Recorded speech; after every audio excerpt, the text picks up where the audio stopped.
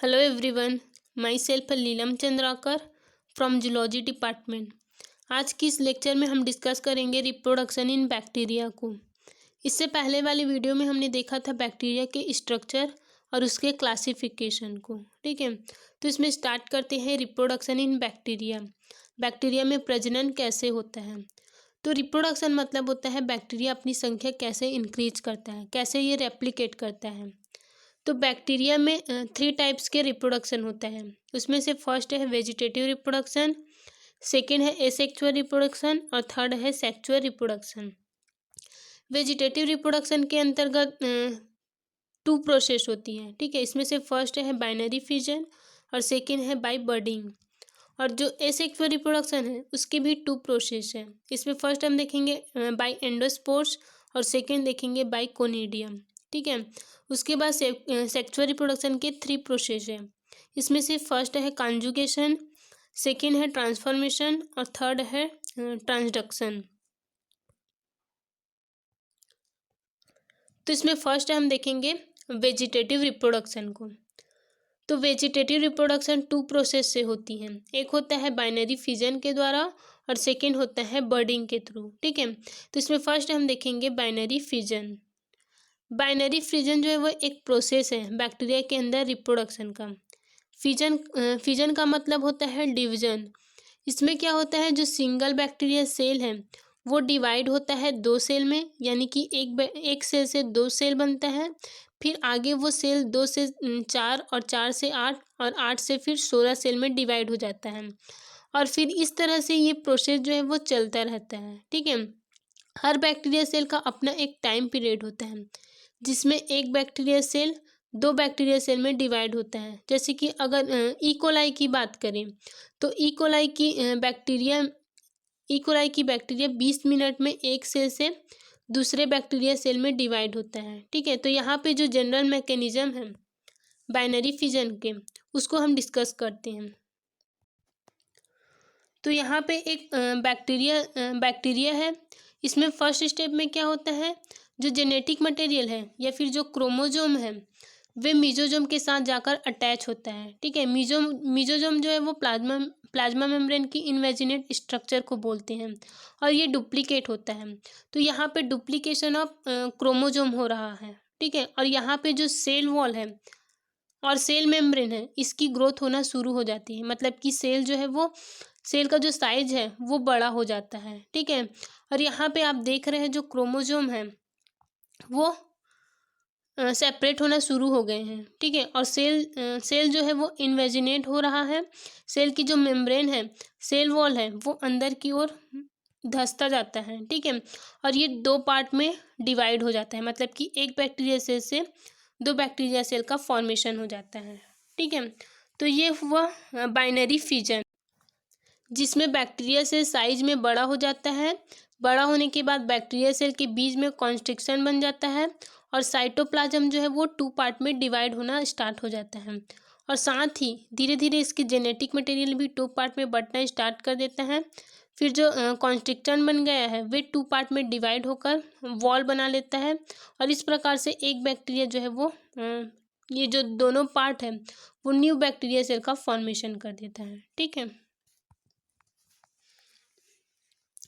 उसके बाद हम सेकेंड देखेंगे बाय बर्डिंग। ठीक है, तो इसमें क्या होता है, जो बैक्टीरिया सेल है उसमें एक आउटग्रोथ लाइक स्ट्रक्चर बनता है जिसको बर्ड कहा जाता है।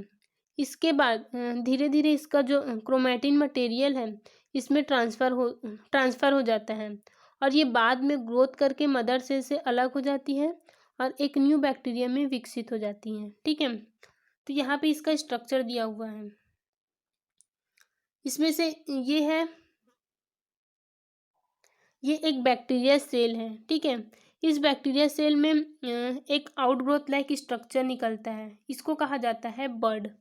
इस आउटग्रोथ लाइक स्ट्रक्चर को बर्ड कहते हैं। ठीक है, इसके बाद धीरे धीरे इसका जो क्रोमैटिन मटेरियल है वो इसमें ट्रांसफ़र होते जाता है। ठीक है, और बाद में ग्रोथ करके ये जो बर्ड है वो मदर सेल से अलग होकर एक न्यू बैक्टीरिया सेल का फॉर्मेशन कर देता है। इस प्रकार से जो एक बैक्टीरिया है वो 2 बैक्टीरिया सेल में डिवाइड हो जाता है। ठीक है, उसके बाद हम देखेंगे एसेक्सुअल रिप्रोडक्शन को। तो एसेक्सुअल रिप्रोडक्शन ऐसी रिप्रोडक्शन है बैक्टीरिया में जिसमें सेक्सुअल ऑर्गन की रिक्वायरमेंट नहीं है या फिर जेनेटिक रिकॉम्बिनेशन नहीं हो रही, जेनेटिक मटेरियल में चेंजेस नहीं आ रही है, ठीक है। तो ये जो रिप्रोडक्शन है वो अनफेवरेबल कंडीशन में होने वाली रिप्रोडक्शन है। ये इसके टू प्रोसेस है, इसमें से हम फर्स्ट देखेंगे बाई एंडोस्पोर्स और सेकेंड है बाई कोनेडिया। तो इसमें सबसे पहले हम देखते हैं बाई एंडोस्पोर्स, ठीक है। तो इस मेथड में साइटोप्लाज्म जो है वो सिकुड़ कर बीच में मतलब या फिर किनारे में आ जाती हैं और ये एक गोल स्पोर्स होती है जिन्हें एंडोस्पोर्स कहते हैं।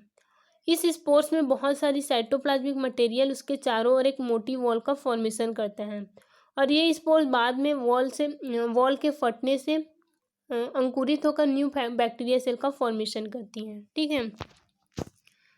तो यहाँ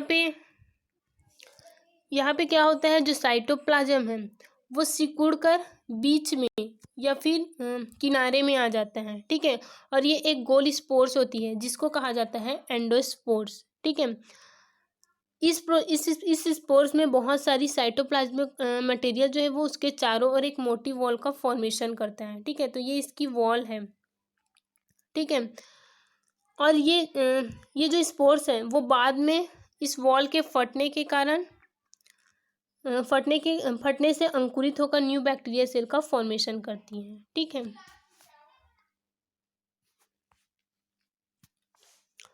उसके बाद सेकेंड प्रोसेस है कोनेडिया फॉर्मेशन, ठीक है। तो ये जो प्रोसेस है वो फिलामेंटस जैसी बैक्टीरिया में पाई जाती है। इनमें क्या होता है, जो फाइबर होती है उसके लास्ट पार्ट पर छोटे छोटे स्फेरिकल या फिर ओवल शेप्ड के कोनेडिया बन जाते हैं जो कि फेवरेबल कंडीशन में जर्मिनेट होकर न्यू बैक्टीरिया को बनाते हैं, ठीक है। तो यहाँ पे इसका स्ट्रक्चर दिया हुआ है। तो ये जो रिप्रोडक्शन है वो फिलामेंटस बैक्टीरिया में होता है। फिलामेंटस मतलब कि धागे समान जो बैक्टीरिया होते हैं उसमें पाया जाता है। इसमें क्या होता है, जो फाइबर्स है मतलब इसके जो लास्ट पार्ट है उसमें छोटे छोटे गोलाकार मतलब कि स्फेरिकल या फिर ओवल शेप्ड के कोनेडिया बन जाते हैं जो कि फेवरेबल कंडीशन में मतलब कि अनुकूल परिस्थिति में जर्मिनेट होकर न्यू बैक्टीरिया सेल का फॉर्मेशन करते हैं, ठीक है।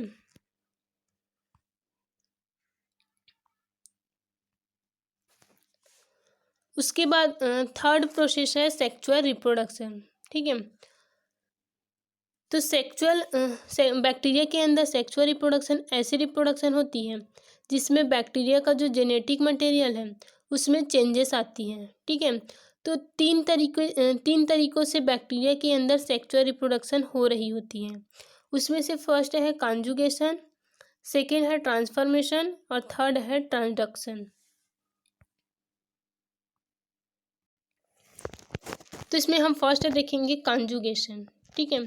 तो ये वे तरीका है जिसके जरिए जो बैक्टीरिया सेल के अंदर जेनेटिक रिकॉम्बिनेशन हो रही होती है, ठीक है।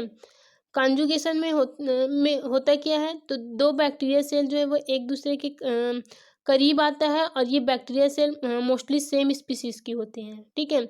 और टेम्पोररी ज्वाइंट होते हैं, कुछ देर के लिए आपस में ये जुड़ते हैं, ठीक है। और जुड़ने के बाद एक सेल से डीएनए डोनेट होता है दूसरे सेल में और दूसरे सेल रिसीव करता है और उस डीएनए को रिसीव करने के बाद उसमें जेनेटिक चेंजेस आता है, ठीक है। तो यहाँ पे इसका मैकेनिज्म देखते हैं। तो ये एक बैक्टीरिया सेल है, यहाँ पे एक प्लाज्मिड है और इस बैक्टीरिया सेल को एप पॉजिटिव सेल बोलते हैं, ठीक है। एप मतलब होता है फर्टिलिटी, यानी कि ये बैक्टीरिया सेल अपना जेनेटिक मटेरियल या फिर डीएनए जो है वो दूसरे बैक्टीरिया सेल में ट्रांसफ़र कर सकते हैं। एप पॉजिटिव सेल जो है वो मोस्टली डोनर होते हैं, यानी कि ये अपने डीएनए को ट्रांसफ़र कर सकते हैं, ठीक है। तो ये एप पॉजिटिव है, ये वाली जो सेल बैक्टीरिया है वो एफ प्लाज्मिड है, ठीक है। एफ प्लाज्मिड मतलब इसमें फर्टिलिटी जीन प्रेजेंट है, यानी कि ये बैक्टीरिया जो है वो दूसरे बैक्टीरिया में अपना डीएनए ट्रांसफ़र कर सकता है, ठीक है। और ये जीन जो है वो मोस्टली अगर प्लाज्मिड में प्रेजेंट है तो प्लाज्मिड ट्रांसफ़र होगा। और अगर ये जेनेटिक मटेरियल क्रोमोजोम में प्रेजेंट है तो क्रोमोजोम भी इस सिंथेसिस में ट्रांसफ़र होता है। ठीक है, तो पिलाई से यहाँ पे मैटिंग ब्रिज बनता है। पिलाई सिर्फ डोनर सेल में प्रेजेंट होता है, जो डोनर बैक्टीरिया होता है उसमें प्रेजेंट होता है। ठीक है, तो पिलाई के थ्रू यहाँ पे एक मैटिंग ब्रिज का फॉर्मेशन होता है। ठीक है, दो बैक्टीरिया के बीच में। अब ये जो प्लास्टिड है, ये जो प्लाज्मिड है, वे रेप्लिकेशन होता है। रेप्लिकेट होने के बाद ये दूसरे बैक्टीरिया में ट्रांसफ़र होना शुरू होता है। अब ये जो प्लाज्मिड है वह रेप्लिकेशन होता है। रेप्लिकेट होने के बाद ये दूसरे बैक्टीरिया में ट्रांसफ़र होना शुरू हो जाता है। ठीक है, और यहाँ पे ये जो प्लाज्मिड है वे दूसरे बैक्टीरिया सेल में ट्रांसफ़र हो चुका है। ठीक है, अब दोनों बैक्टीरिया जो है वो एफ पॉजिटिव हो गई, मतलब कि पहले जो बैक्टीरिया था वो एफ निगेटिव था। ठीक है, इसमें कोई फर्टिलिटी डीएनए नहीं था, इसलिए ये रिसिपिएंट था। ठीक है, इसलिए ये डीएनए को रिसीव किया। अब जो न्यू सेल बनता है, मतलब कि यहाँ पे जो न्यू सेल बना है वो एफ पॉजिटिव सेल होता है, मतलब कि इसमें एफ पॉजिटिव जीन आ चुका है। अब ये किसी दूसरे के साथ मैटिंग करके प्लाज्मिड ट्रांसफ़र कर सकता है। ठीक है, तो इस तरीके से जेनेटिक चेंजेस आती है बैक्टीरिया सेल के अंदर। ठीक है, ये हुआ कॉन्जुगेशन प्रोसेस।